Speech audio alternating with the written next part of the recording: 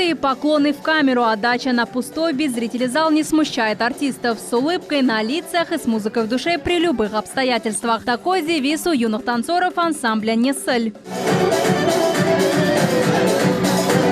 На большой сцене фестиваля «Крымские мотивы» ансамбль танцует не первый год, но необычным оказался именно этот гала-концерт. В полумраке на единственную камеру в море пустых кресел за происходящим на сцене наблюдают лишь режиссеры и звукорежиссеры. Но, несмотря на это, участники выкладываются на все 100. Руководитель ансамбля уверен, такая энергия обязательно передастся даже через экран.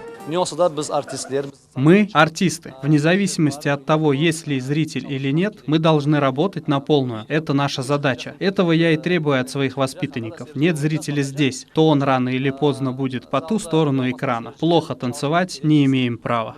Пандемия коронавируса внесла значительные коррективы в культурную жизнь артистов. В этом году вместо привычных 4-5 номинаций были только 2 – вокал и хореография. Мы даем возможность заявить о себе, показать о себе. Для себя мы открываем новые имена. Несколько десятков коллективов и сотни участников со всего полуострова. Крымские мотивы отбирают лучших. Проходит фестиваль при поддержке Госкомитета по делам межнациональных отношений Крыма и Дома дружбы народов.